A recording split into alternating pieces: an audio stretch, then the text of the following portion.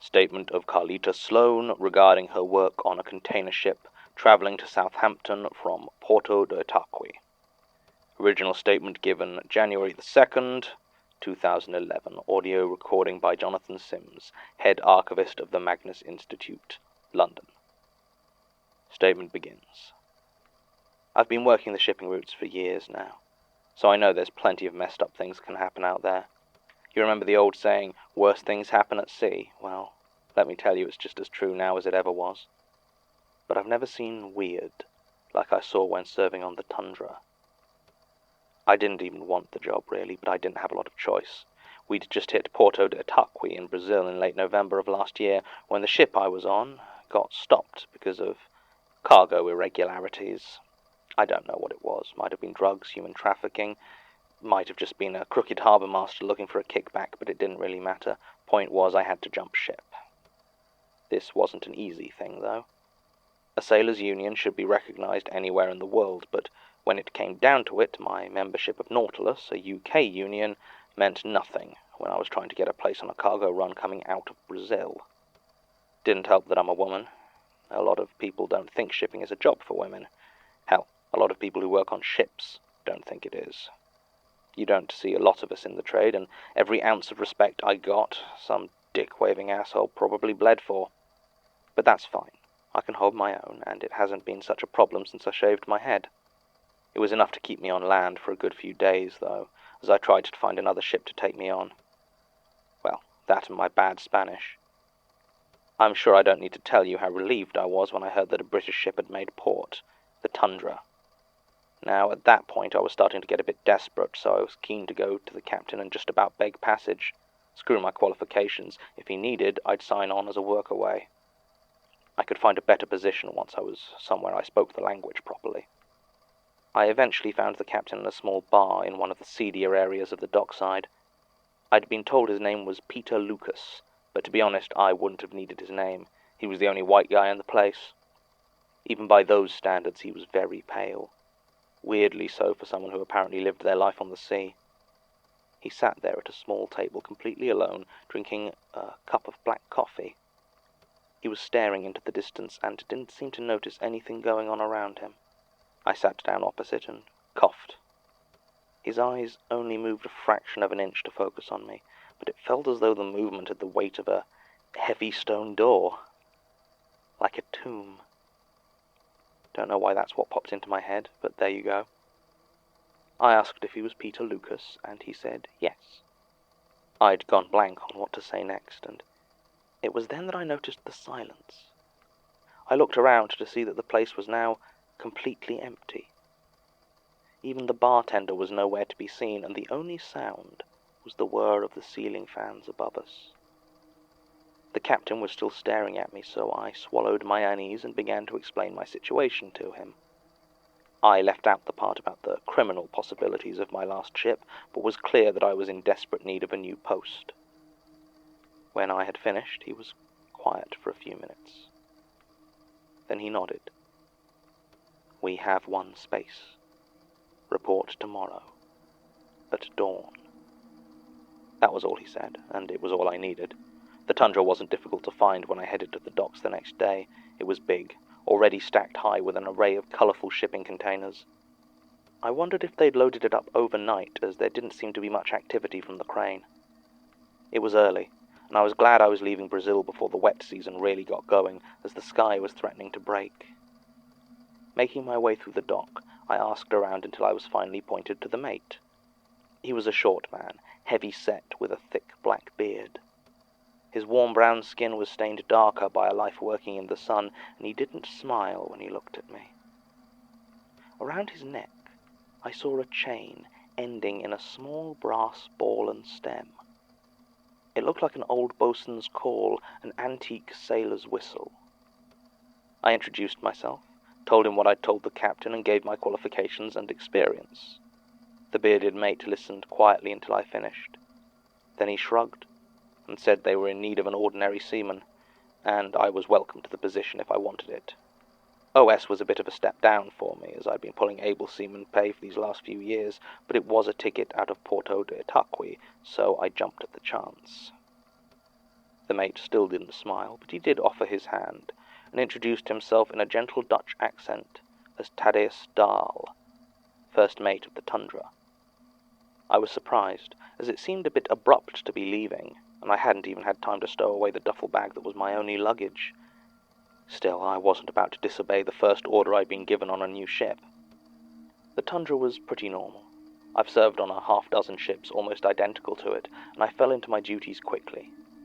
We set off almost as soon as I was on board, and it was only later I discovered we were heading across the Atlantic towards Southampton. I was very happy to find that out, as I had assumed we'd be making plenty more stops before crossing back to England. With any luck, it wouldn't be more than a couple of weeks before I was home, and those would be spent in maintenance, repainting, and taking watches with Iron Mike, the autopilot. So that was fine. But I did start to notice a few things on board which didn't really seem to add up. The first was the crew. They were quiet. Very quiet. I mean, I've been on ships where I was pretty much the only native English speaker, and plenty of people prefer to keep to themselves. Hell, not being too comfortable around people is a damn fine reason to go to sea. This was different, though. It wasn't just that they didn't talk much. They seemed uncomfortable with me. They'd avoid eye contact and only barely acknowledge me if we were on shift together. At first I thought it was because I was a woman, but then I saw that it wasn't just me. They avoided each other just as much as they did me. Meals were always quiet, no matter how many people were eating, and there was no friendly game of cards or chat in the living quarters. There was no real conversation in any language. It was like they were doing everything in their power not to think about each other. It took me less than a day of ignored hellos and grunted answers before I fell into line, becoming just as quiet as my crewmates. The only person who spoke was Thaddeus Dahl. The mate would walk among the crew, giving instructions and orders in a dozen different languages as the crew scrambled to carry out his commands. He was just as composed as he had been when I met him, and it soon became clear that if he had emotions, he kept a tight wrap on them. He would stride along the ship, his antique whistle swinging from his neck. He never actually blew the boatswain's call, apparently preferring to summon the crew via the intercom or horn. It just hung there, its polished brass heavy around his neck. I didn't see Captain Lucas at all that first week. I only knew he was on board because every mealtime the cooks would hand a tray of food to the mate, who'd take it up to the captain's cabin. We never saw the man himself, though. There was one crew member who did catch my eye. He was a young guy, white, and, from what I could tell, Scottish. I never really got more than his name out of him. Sean Kelly. He had the bunk opposite me, and we were on different shifts, so I would often see him lying there when I returned from my night watch. He didn't talk any more than the others, but he also didn't go around with that blank look on his face. He looked scared. There were other odd things about the ship, but hands down the weirdest thing I didn't notice until a few days out into the Atlantic. Now, one of my duties was to check the deck containers were securely in place. None of the twist locks or lashing rods had broken or come loose. It was usually just busy work. I'd never been on a ship that lost a container, though it does happen. This shift, though, I noticed something wrong. I saw that one of the lashing rods towards the stern had broken, and not at one of the ends, or the twist lock itself, but right in the middle of what should have been solid metal. From a distance it looked fine, new paint shining in the sun, but looking closer I saw that it had rusted all the way through. Not just that, but checking out where the rod connected to the container, it became clear that they had rusted together. Fresh paint covered up most of it, but once I knew what I was looking for, I saw it everywhere. The shipping containers, all of them, were rusted in place. How could this have happened, though, if they were being changed over at port? How long had the Tundra been sailing with the same cargo? I decided I had to look inside. Stupid, maybe. If it was something illegal, they might toss me overboard first and ask questions never, but only if I got caught. And I was just about sick of nasty surprises. I did it on my next late shift. I kept an eye on the rest of the crew and waited for my moment. I'd already marked out a ground-level container where the padlock had practically rusted off. It wouldn't be difficult to get it open. It was about 3 a.m. when I had my chance. I was alone on deck, and the wind was howling, loud enough to muffle the groan of the container's rusted hinges. It took 3 kicks from my steel toe caps to get it open, but finally I was able to get the door ajar. It was so stiff it took almost all my strength to get enough of a gap to walk through, but finally I could see inside. It was completely empty. There was no sign of cargo or any markings or debris on the floor that might have shown that there had ever been anything inside. I couldn't believe it. A transport ship with nothing to transport. It didn't make any sense. I managed to bust 2 other containers open, but they were the same. As far as I could tell, every container on the ship was empty. I was still trying to figure out what this could mean when I saw a couple of torches approaching. I almost panicked and ran, but where exactly was I going to escape to? The empty, uncaring ocean stretched out for hundreds of miles in every direction. So instead I swallowed my fear and pushed the door carefully closed, trying my best to hide the broken lock before making my way onto the deck. I was met by the mate and a half-dozen other crewmen behind him. He looked at me for a second, then nodded and told me to follow. Then he continued walking. Confused, I headed after them as they made their way around the ship, silently collecting up or waking all the rest of the crew. I started to ask what was going on, but the glares I got shut me right up.